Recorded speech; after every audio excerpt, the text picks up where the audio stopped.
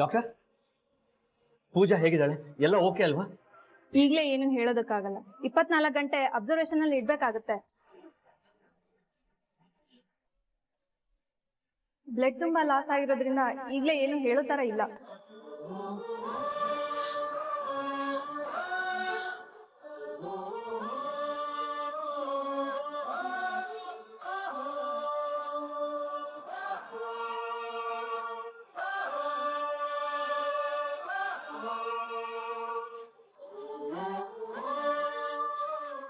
ಅಂದ್ರೆ ಚಿಕ್ಕಿ ಹುಷಾರಾಗಲ್ಲ ಅಂತ ಹೇಳ್ತಿದಾರಮ್ಮ ಡಾಕ್ಟರು.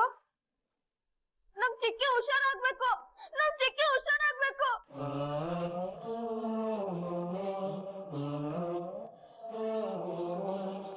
ಅವ್ರು ಏನು ಹೇಳಕ್ ಆಗಲ್ಲ ಅಂತಿದಾರಲ್ಲಮ್ಮ.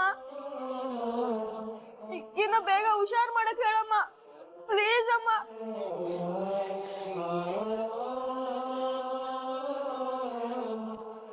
ತನ್ಮಯ್, ನಿನ್ ಪ್ರಕಾರ ನಿನ್ ಚಿಕ್ಕಮ್ಮ ಸ್ಟ್ರಾಂಗಾ ವೀಕಾ? ಇಲ್ಲ ಇಲ್ಲ, ನನ್ ಚಿಕ್ಕಿ ತುಂಬಾ ಸ್ಟ್ರಾಂಗು, ಎಲ್ಲದನ್ನು ಫೇಸ್ ಮಾಡ್ತಾಳೆ ಅಲ್ವಾ? ಹಾಗಿದ್ಮೇಲೆ ನೀನ್ ಯಾಕೆ ಬೇಜಾರ್ ಮಾಡ್ಕೊಂಡಿದ್ಯಾ? ನೋಡು, ಹಾಗಿದ್ಮೇಲೆ ನಿನ್ ಚಿಕ್ಕಮ್ಮನ್ಗೆ ಏನೂ ಆಗಲ್ಲ. ಮೊದ್ಲಿನ ತರಾನೇ ಬಂದು ನಿನ್ ಜೊತೆ ಫೈಟ್ ಮಾಡ್ತಾರೆ, ಸರಿನಾ? ಪಕ್ಕನಾ ಅಂಕಲ್? ಪಕ್ಕ ತನ್ಮಯ್.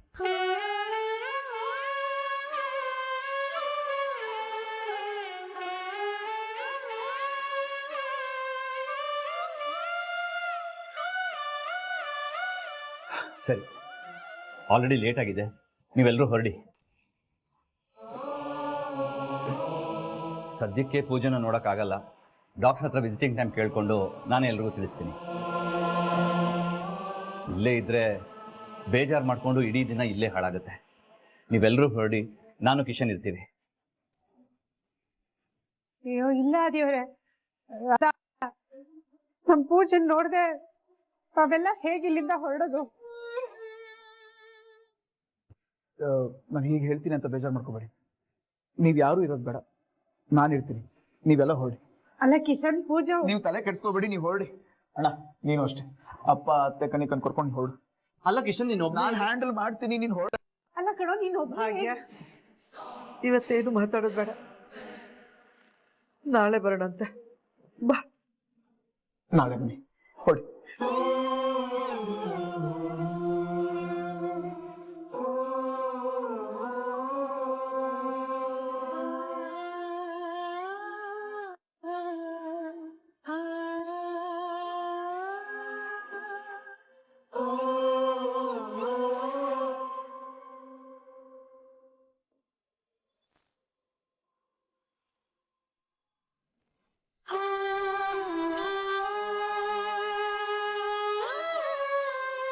ಈ ಕಿಶನ್ ಎಷ್ಟು ಹೇಳಿದ್ರು ನನ್ನ ಮಾತೆ ಕೇಳಲಿಲ್ಲ. ಆಫೀಸ್ ಹೋಗು ಅಂತ ಕಳಿಸ್ಬಿಟ್ಟ. ನನ್ನ ದೇಹ ಮಾತ್ರ ಇಲ್ಲಿದೆ, ಮನಸ್ಸೆಲ್ಲ ಸುತ್ತಾನೆ ಸುತ್ತುತ್ತಿದೆ.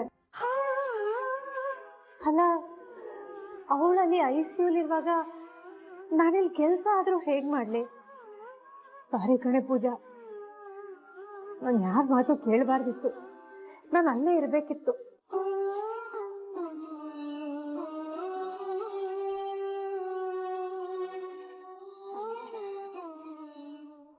ಅತ್ತೆ ಹೇಳಿ ಅತ್ತೆ. ಭಾಗ್ಯ, ಆಫೀಸ್ ಸೇರ್ತೀಯಮ್ಮ? ಹಾ ಅತ್ತೆ. ನಂಗೆ ಗೊತ್ತು ಭಾಗ್ಯ, ಇವತ್ತು ನಿನಗೆ ಆಫೀಸ್ಗೆ ಹೋಗೋಕ್ಕೆ ಒಂದಿಷ್ಟು ಆಸಕ್ತಿ ಇರ್ಲಿಲ್ಲ ಅಂತ. ಪೂಜಾ ಪಾಪ ಈ ಸ್ಥಿತಿಲಿ ಇದ್ದಾಳಲ್ಲ, ನಿನಗೆ ಆಫೀಸ್ಗೆ ಹೋಗಕ್ಕೆ ಮನ್ಸಿರ್ಲಿಲ್ಲ, ಅದು ನನಗೆ ಚೆನ್ನಾಗಿ ಗೊತ್ತಿದೆ. ಹೌದತ್ತೆ, ನನ್ಗಿನೇ ಕೆಲ್ಸದ ಕಡೆ ಗಮನ ಕೊಡಕ್ಕೆ ಆಗ್ತಿಲ್ಲ. ನೋಡು ಭಾಗ್ಯ, ನೀನ್ ಆಸ್ಪತ್ರೆಯಲ್ಲಿ ಇದ್ದಿದ್ರು ನಿನ್ಗೇನು ಮಾಡಕ್ ಆಗ್ತಿರ್ಲಿಲ್ಲ. ಇನ್ನು ಆಸ್ಪತ್ರೆಯಲ್ಲಿ ಇದ್ರೆ ಬೇಡದಿರೋ ಯೋಚನೆ ಎಲ್ಲ ಬರ್ತಿತ್ತು, ಮನಸ್ಸು ಎಲ್ಲೆಲ್ಲೋ ಹೋಗ್ತಿತ್ತು. ಅದಕ್ಕೆ ನಿನ್ನ ಆಫೀಸ್ಗೆ ಹೋಗು ಅಂತ ಒತ್ತಾಯ ಮಾಡಿದ್ದೆ. ಆಫೀಸಲ್ಲಿ ಮಕ್ಕಳ ಜೊತೆ ಸ್ವಲ್ಪ ಹೊತ್ತಿದ್ರೆ ನಿನಗೂ ಸ್ವಲ್ಪ ಸಮಾಧಾನ ಇರುತ್ತಮ್ಮ. ಪೂಜನ್ ಬಗ್ಗೆ ನೀನ್ ಯೋಚನೆ ಮಾಡ್ಬೇಡ, ಅವಳು ಖಂಡಿತ ಆರಾಮಾಗ್ತಾಳೆ. ಸರಿ ಅತ್ತೆ. ಆಯ್ತಾ, ಹುಷಾರು.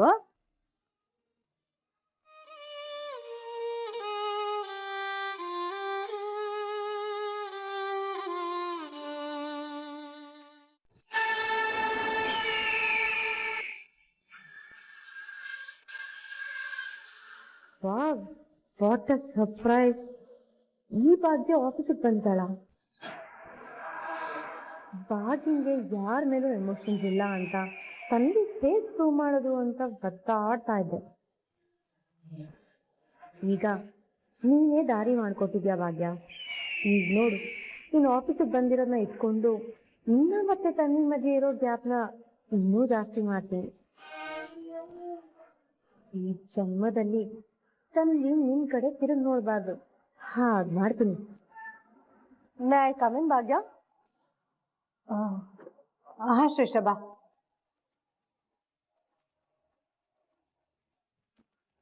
ಗುಡ್ ಮಾರ್ನಿಂಗ್ ಭಾಗ್ಯ. ಏನು ಆಲ್ರೆಡಿ ಆಫೀಸಿಗೆ ಬಂದ್ಬಿಟ್ಟಿದ್ಯಾ? ಇವತ್ತಿನ ಕೆಲಸ ಏನಿದೆ ಅಂತ ಹೇಳಿದ್ರೆ ನಾನು ಮಾಡಿ ಮುಗಿಸ್ತೀನಿ. ಹಾ ಶ್ರೇಷ್ಠ, ಆಚಾರ್ಯನ್ ಕಂಪನಿದು ಇನ್ವೆಂಟ್ರಿ ಎಲ್ಲ ಒಂದ್ಸಲ ಚೆಕ್ ಮಾಡಿ ನೋಡು. ಓಕೆ ಭಾಗ್ಯ.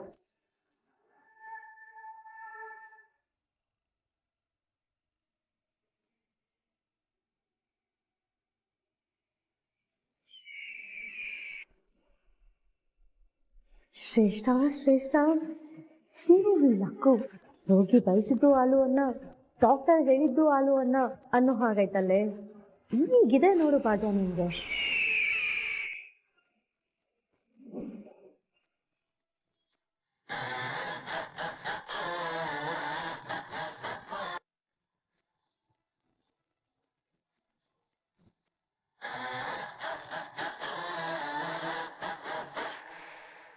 ಹಾಯ್ ತನ್ವಿ ಪುಟ್ಟ.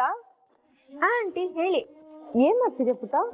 ಏನಿಲ್ಲ ಆಂಟಿ, ಕಾಲೇಜಿಗೆ ಹೋಗೋಣ ಅಂತ ಹೊರಟಿದ್ದೆ. ಏನಿವತ್ತು ವಿಡಿಯೋ ಕಾಲ್ ಮಾಡಿದಿರಾ? ನಿಮ್ಗೊಂದು ಸ್ಯಾಡ್ ನ್ಯೂಸ್ ಹೇಳ್ಬೇಕಿತ್ತು.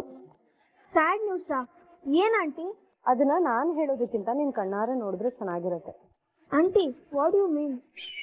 ನಾನು ಹೇಳ್ದೆ ತಾನೇ ತನ್ವಿ ಪುಟ್ಟ, ನಿಮ್ಮಮ್ಮ ಭಾಗ್ಯಂಗೆ ಯಾರ ಮೇಲೂ ಎಮೋಷನ್ಸ್ ಇಲ್ಲ, ಅವ್ರಿಗೆ ಕೆಲಸನೇ ಇಂಪಾರ್ಟೆಂಟ್ ಅಂತ. ನಿಮ್ಮಮ್ಮ ಪೂಜೆ ಜೊತೆ ಹಾಸ್ಪಿಟಲ್ ಇಲ್ಲ, ನಿನ್ ಕಣ್ಣಾರೆ ನೋಡು ಎಲ್ ಬಂದು ಕೂತಿದ್ದಾಳೆ ಅಂತ.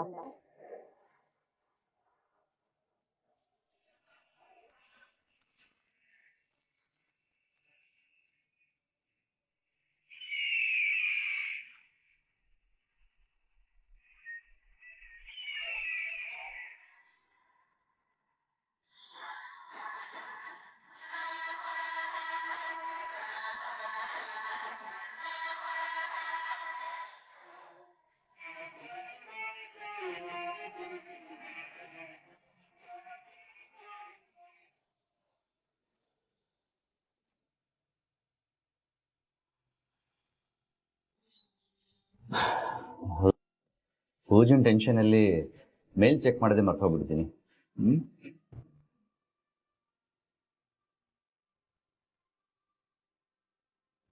We are happy to inform you that we have agreed to start a new venture with you. Eh? What? And we need to meet you to start further process.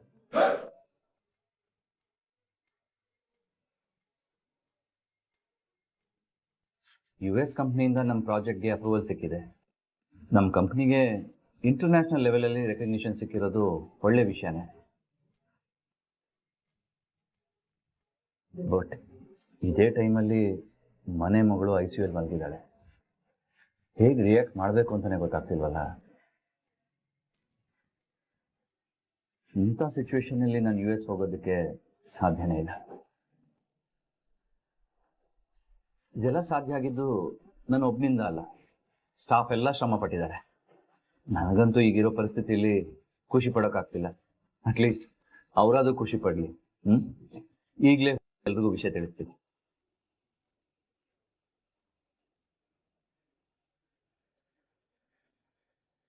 Hi everybody, we have good news. ನಮ್ಮ ಕಂಪನಿಗೆ ಒಂದು US ಕಂಪನಿಯಿಂದ recognition ಸಿಕ್ಕಿದೆ. ಇಷ್ಟರಲ್ಲೇ ಒಂದು ಹೊಸ ವೆಂಚರ್ನ ಅವ್ರ ಜೊತೆ ಶುರು ಮಾಡ್ತಾ ಇದೀವಿ.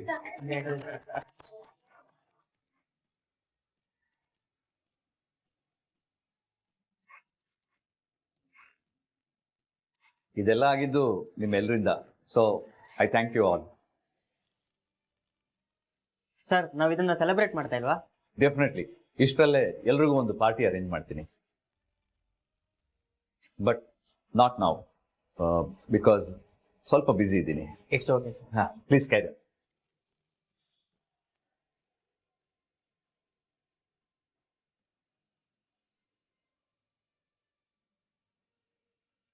ಅವರಂತೂ ಇಮಿಡಿಯೇಟ್ ಆಗಿ ಮೀಟ್ ಮಾಡೋಣ ಅಂತ ಮೇಲ್ ಕಳಿಸಿದ್ದಾರೆ. ನಾನು ಹೋಗೋ ಪರಿಸ್ಥಿತಿಲಿಲ್ಲ. ಯಾರನ್ನ ಕಳಿಸೋದು?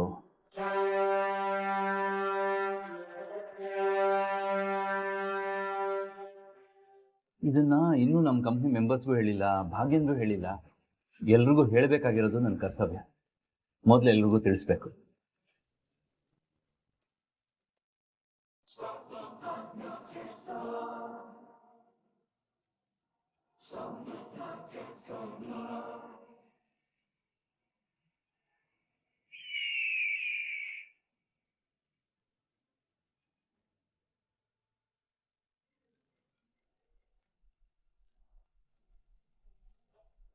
ನಿಮ್ಮಮ್ಮ ಎಷ್ಟು ಸ್ಟೋನ್ ಹಾರ್ಟೆಡ್ ಅಂತ. ಅವಳಿಗೆ ಮನುಷ್ಯತ್ವ ಅನ್ನೋದೇ ಇಲ್ಲ. ಆಂಟಿ, ಅಮ್ಮ ಆಫೀಸಲ್ಲಿ ಬಂದು ಕೂತಿದ್ದಾಳ. ನನಗೆ ನಿಜವಾಗ್ಲೂ ನಂಬಕ್ಕಾಗ್ತಿಲ್ಲ. ನಂಬಲೇಬೇಕು ತನ್ವಿ ಪುಟ್ಟ, ಇದೇ ನಿಮ್ಮಮ್ಮನ ನಿಜವಾದ ಮುಖ. ನೀನ್ ನೋಡಿದ್ರೆ ಅಲ್ಲಿ ಟೆನ್ಷನ್ ಮಾಡ್ಕೊಂಡಿದ್ಯಾ, ಅಯ್ಯೋ ಪೂಜಾ ಸಿಕ್ಕಿಗೆ ಹಾಗಾಯ್ತು ಹೀಗಾಯ್ತು ಅಂತ. ಬಟ್ ನಿಮ್ಮಮ್ಮಂಗೆ ಆ ಟೆನ್ಷನ್ ಇದೆಯಾ? ಆ ಟೆನ್ಷನ್ ಇದ್ದಿದ್ರೆ ಅವಳು ಈ ಥರ ಆಫೀಸಿಗೆ ಬರ್ತಿದ್ಲಾ? ಆಂಟಿ, ನನಗೆ ಏನ್ ಹೇಳ್ಬೇಕು ಅಂತ ಗೊತ್ತಾಗ್ತಿಲ್ಲ. ಅಮ್ಮ ಯಾಕೆ ಹೀಗೆ ಮಾಡ್ತಿದ್ದಾಳೆ? ಯಾಕಂದ್ರೆ ಅವ್ಳು ಯಾರ ಮೇಲೆ ಎಮೋಷನ್ಸ್ ಇಲ್ಲ ಪುಟ್ಟ.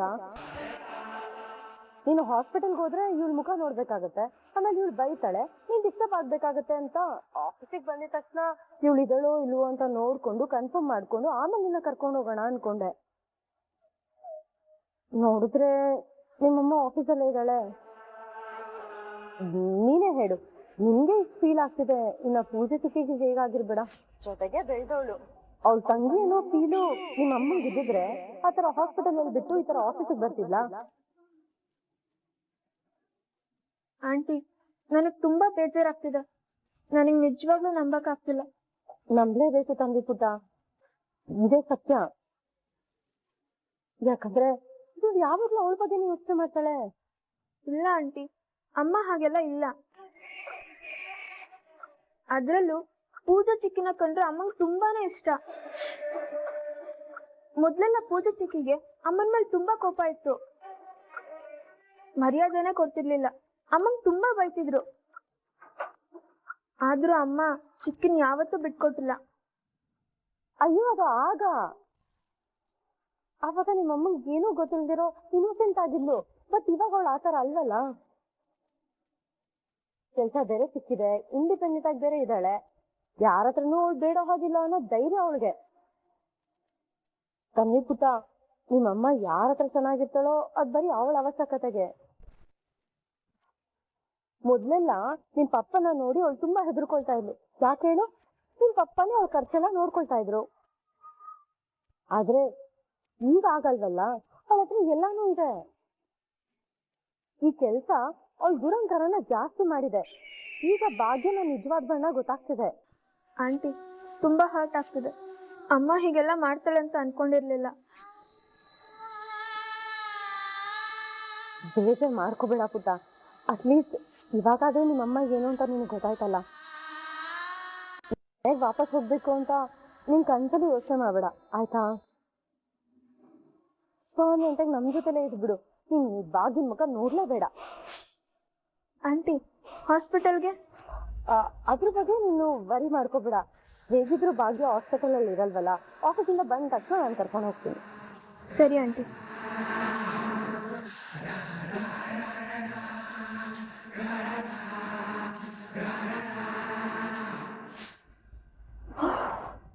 ಅಪ್ಪ, ಅಂತೂ ಇಂತೂ ನನ್ ಕೆಲಸ ಆಯ್ತು. ತಂಗಿ ಏನಾದ್ರು ಹಾಸ್ಪಿಟಲ್ಗೆ ಹೋಗಿದ್ರೆ ಅಮ್ಮ ಮಗಳು ಒಂದಾಗ್ಬಿಟ್ಟಿರೋರು. ಅದಕ್ಕೆ ನಾನ್ ಬಿಟ್ಬಿಡ್ತೀನ? ಇನ್ನೂ ಈ ಗ್ಯಾಪ್ನ ಜಾಸ್ತಿ ಮಾಡ್ತೀನಿ. ಒಬ್ಬೊಬ್ಬರನ್ನ ನನ್ನ ಕಡೆ ಹೇಳ್ಕೊಂಡು ಆ ಭಾಗ್ಯನ ನಾನು ಮಂಟಿ ಮಾಡ್ತೀನಿ. ಹೆಜ್ಜೆ ಹೆಜ್ಜೆಗೂ ನಿನ್ನ ಸೋಲಿಸ್ತೀನಿ ಭಾಗ್ಯ.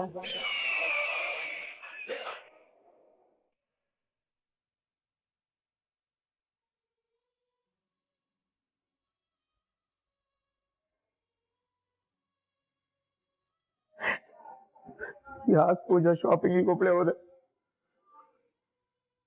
ನಾನು ಬಂದಿದ್ರೆ ಇಷ್ಟೊಂದೆಲ್ಲ ಆಗ್ತಾನೆ ಇರ್ಲಿಲ್ಲ.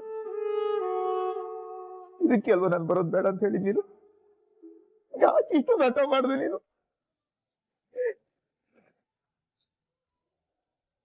ಇಲ್ಲ ನಿನಗ್ ಬೈದು ಏನು ಮಾಡಲ್ಲ, ನನಗ್ ನಾನೇ ಬೈಕೋಬೇಕು. ನೀನ್ ಬೇಡ ಬೇಡ ಅಂದ್ರೂ ನಾನು ಒಪ್ಕೊಂಡಲ್ಲ, ಅದೇ ನಾನು ಮಾಡಿದ ತಪ್ಪು. ಎಲ್ಲ ನನ್ ಕರ್ಮ.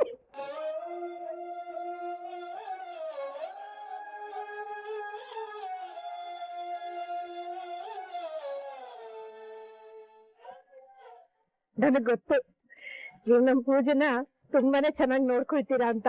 ನೋಡ್ತಾರೆ, ನೀವು ನನ್ ಬಗ್ಗೆ ಹೆಮ್ಮೆ ಪಡ್ಬೇಕು, ಆ ತರ ನೋಡ್ಕೋತೀನಿ. ಇಲ್ಲ, ನಿನ್ನ ಚೆನ್ನಾಗಿ ನೋಡ್ಕೊಳ್ಳೋ ಯೋಗ್ಯತೆ ನನಗಿಲ್ಲ ಪೂಜಾ. ಆದ್ರೂ ನಿನಗ್ ಪ್ರಾಮಿಸ್ ಮಾಡಿದ್ದೆ ನಾನು. ಇವಾಗ ನಿಮ್ಮ ಅಕ್ಕ ಬಂದು ನನ್ ತಂಗಿ ಪೂಜೆಗೆ ಏನಾಯ್ತು ಅಂತ ಕೇಳಿದ್ರು ನಾನು ಏನ್ ಆನ್ಸರ್ ಮಾಡ್ಲಿ?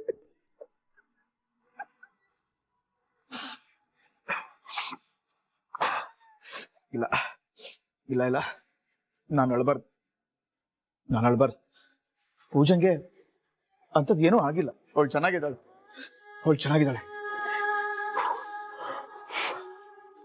ನಾನ್ ಧೈರ್ಯವಾಗಿರ್ಬೇಕು. ನಾನ್ ಧೈರ್ಯವಾಗಿಟ್ರೆ ಎಲ್ರೂ ಧೈರ್ಯ ಕಳ್ಕೊತಾರೆ.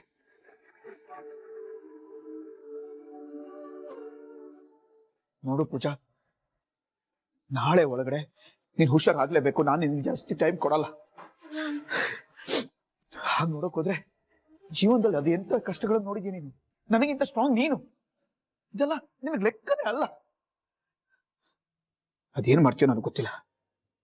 ಬೇಗ ಹುಷಾರಾಗಿ ಬಂದು ನನ್ನ ಜೊತೆ ನೀನ್ ಜಗಳ ಆಡ್ಲೇಬೇಕು.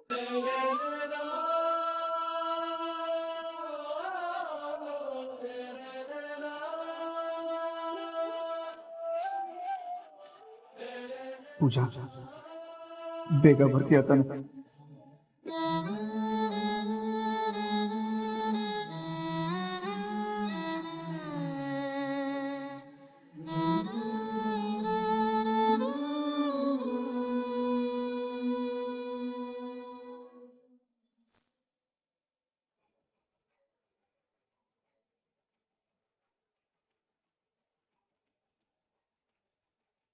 ಏನ್ ಪ್ರಿಯಾ, ಇಷ್ಟೊಂದು ಡೀಪ ಕೆಲಸ ಮಾಡ್ತಿದ್ಯಾ? ಭಾಗ್ಯ ಮೇಡಮ್ ಒಂದು ಟಾಸ್ಕ್ ಕೊಟ್ಟಿದ್ದಾರೆ, ಅವ್ರು ಕೊಟ್ಮೇಲೆ ಮಾಡ್ಲೇಬೇಕಲ್ವ ಮೇಡಮ್? ನೀನ್ ಏನೇ ಹೇಳು ಪ್ರಿಯಾ, ಭಾಗ್ಯನ್ ಡೆಡಿಕೇಶನ್ ಲೆವೆಲೇ ಬೇರೆ. ನಿಂಗೊಂದ್ ವಿಷಯ ಗೊತ್ತಾ? ಏನು? ಭಾಗ್ಯ ಇದ್ದಾಳಲ್ಲ, ಅವ್ರ ತಂಗಿಗೆ ಆಕ್ಸಿಡೆಂಟ್ ಆಗಿದೆ. ಅವಳು ICU ಅಲ್ಲಿ ಇದ್ದಾಳೆ. ಹಾಗಿದ್ರು ಇವಳು ಅವಳು ಅಲ್ಲೇ ಬಿಟ್ಟು ಇವಳು ಆಫೀಸಿಗೆ ಬಂದಿದ್ದಾಳೆ. Seriously madam? ಇವಳ ಜಾಗದಲ್ಲಿ ಬೇರೆ ಯಾರಾದ್ರೂ ಇದ್ದಿದ್ರೆ ತಂಗಿನ ನೋಡ್ಕೊಂಡು ಹಾಸ್ಪಿಟಲ್ ನಲ್ಲಿ ಇರ್ತಿದ್ರು. ಆದ್ರೆ ಇವಳು ಆಫೀಸಿಗೆ ಬಂದು ಕೂತ್ಕೊಂಡಿದ್ದಾಳೆ. ನನ್ಗಂತೂ ನಂಬಕ್ಕೆ ಆಗ್ತಿಲ್ಲ ಮೇಡಮ್, ಇಷ್ಟೊಂದು ಸೀರಿಯಸ್ ಕಂಡೀಷನ್ ಅಲ್ಲಿ ಅವ್ರ ಆಫೀಸಿಗೆ ಬರಕ್ ಹೇಗ್ ಸಾಧ್ಯ? ಅದೇ ಮತ್ತೆ, ನಾನೇನಾದ್ರೂ ಇವಳ ಜಾಗದಲ್ಲಿ ಇದ್ದಿದ್ರೆ, ಫ್ಯಾಮಿಲಿನ ಪ್ರೊಫೆಷನ್ ಅಂತ ಬಂದಿದ್ರೆ ನಾನು ಫ್ಯಾಮಿಲಿ ಜೊತೆಲಿ ಇರ್ತಿದ್ದೆ.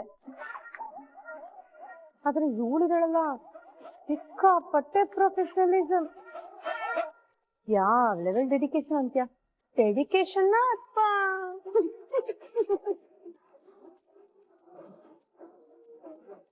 ನಿಮ್ಗೂ ಗೊತ್ತಾಯ್ತಾ ಪ್ರಿಯಾ, ಇದು ಡೆಡಿಕೇಶನ್ ಅಲ್ಲ ಬೇರೆ ಏನೋ ಇದೆ ಅಂತ?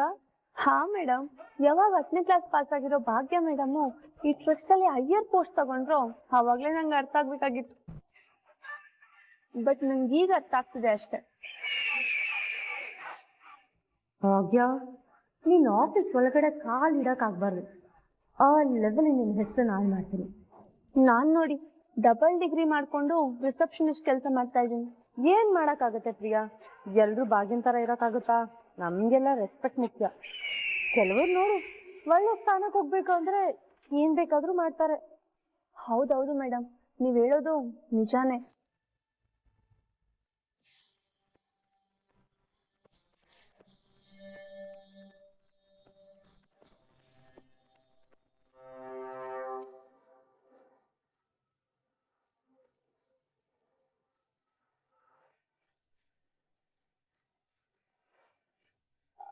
ಒಂದ್ ನಿಮಿಷ ಪ್ರಿಯಾ.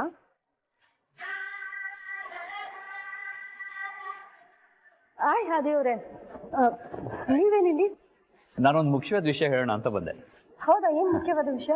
ತಾಂಡವ್ ಬ್ರದರ್ದು ಪ್ರಾಜೆಕ್ಟ್ ಇದೆಯಲ್ಲ, ಅದಕ್ಕೆ ಒಂದು US ಕಂಪ್ನಿಯಿಂದ ಸ್ಪಾನ್ಸರ್ಶಿಪ್ ಸಿಕ್ಕಿದೆ. ಅದನ್ನ ಒಂದು ಹೊಸ ವೆಂಚರ್ ಆಗಿ ಶುರು ಮಾಡೋಣ ಅಂತ ಹೇಳಿದ್ದಾರೆ. ಅದನ್ನ ಹೇಳೋಣ ಅಂತಾನೆ ಬಂದೆ. ಅದೇವ್ರೆ ಹೀಗೆ ಹೇಳ್ತೀನಿ ಅಂತ ತಪ್ಪು ತಿಳ್ಕೊಬಿಡಿ. ಇದು ಕಂಪ್ಲೀಟ್ ಆಫೀಸ್ ವಿಷಯ ಅಲ್ವಾ, ಅದನ್ನ ಹೇಳಕ್ ಇಲ್ಲಿಗೆ ಯಾಕೆ ಬಂದ್ರಿ?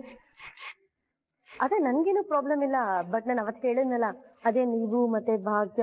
ಶ್ರೇಷ್ಠ, ಅರ್ಥ ಆಯ್ತು. ಆದ್ರೆ ಇದು ನಮ್ಮ ಟ್ರಸ್ಟ್ಗೂ ಸಂಬಂಧಪಟ್ಟಿರೋ ವಿಷಯ. ನಾವಲ್ಲಿ ನಮ್ಮ ಟ್ರಸ್ಟ್ ಬಗ್ಗೆನೂ ಮಾತಾಡ್ತಾ ಇದೀವಿ. ಆ ಕಂಪನಿಯವರು ನಮ್ಮ ಹಲವಾರು ಪ್ರಾಜೆಕ್ಟ್ಸ್ಗೆ ಇನ್ವೆಸ್ಟ್ ಮಾಡ್ತೀವಿ ಅಂತ ಒಪ್ಕೊಂಡಿದ್ದಾರೆ. ಟ್ರಸ್ಟ್ ಬಗ್ಗೆ ಮಾತಾಡ್ತಿರ್ಬೇಕಾದ್ರೆ ತುಂಬಾ ಇಂಟ್ರೆಸ್ಟ್ ತೋರಿಸಿದ್ರು. ಅದಕ್ಕೆ ಅದ್ರ ಬಗ್ಗೆ ಎಲ್ಲ ಮಾತಾಡಿ ಎಲ್ರಿಗೂ ತಿಳಿಸೋಣ ಅಂತ ಬಂದೆ. ನಮ್ಮ ಟ್ರಸ್ಟ್ಗೂ ಫಂಡ್ ರೇಸ್ ಆಗುತ್ತೆ, ಇದೆಲ್ಲ ಖುಷಿ ವಿಷಯ ಅಲ್ವಾ?